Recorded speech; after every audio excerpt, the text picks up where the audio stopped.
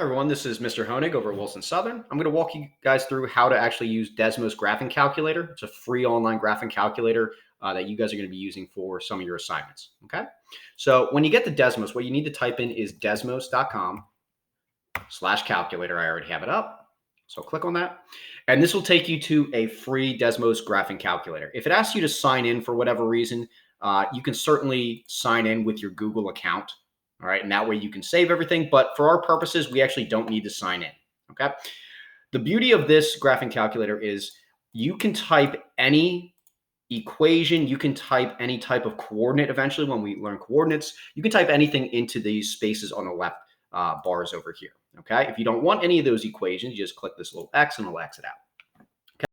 So my example is, let's say I wanted to link, and it's taking a minute here. Let's say I wanted to link an equation that I see over here, like y equals 3x minus 4. Okay.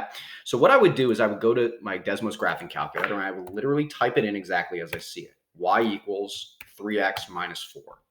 And then it graphs my line for me. Okay. And the nice thing is I can type in an equation exactly as I see it. I don't have to put it in this form. You'll eventually learn is called slope-intercept form. But I don't have to always have it in slope-intercept form to graph it here. Eventually, we'll learn something called standard form, which is a little bit different.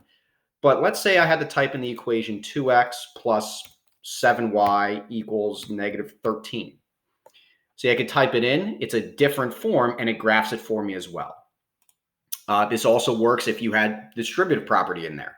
So let's say you had 3 times the quantity x minus 4 plus 7y equals 23.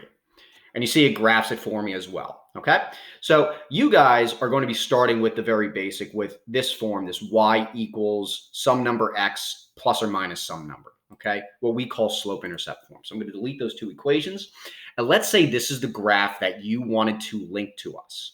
Where you're going to go is you're going to go in this upper right-hand corner where it actually has this share piece. So this is the button you're going to click. You're going to click share graph, and it gives you a URL right here. You're going to copy that. So you can either press copy or you can, when you click the entire thing, you can hit Control C. Either works. It gives you this little check mark when you've copied it. Okay. I go back to my slide and you are going to highlight what you want to link this to.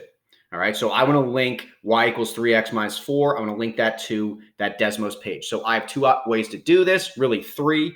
I could go to insert up here, and I could insert the link.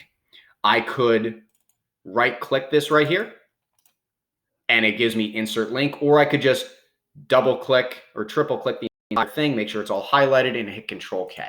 So I'm going to hit the link right here. This will pop up every time where it says link. You have to paste your link in. So I'm just going to hit Control V to paste. There's my link, and I must hit the apply button. If I don't hit apply, it will not link.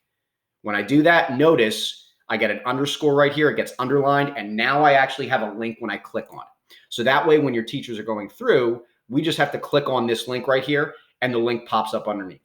And to know that you did it right, click on your link and it will bring you back to the graph in Desmos that you actually linked in there. Okay. So I hope that was helpful. Let us know if you have any other questions. You can certainly replay this or slow the video down if you missed any pieces. Okay. Good luck.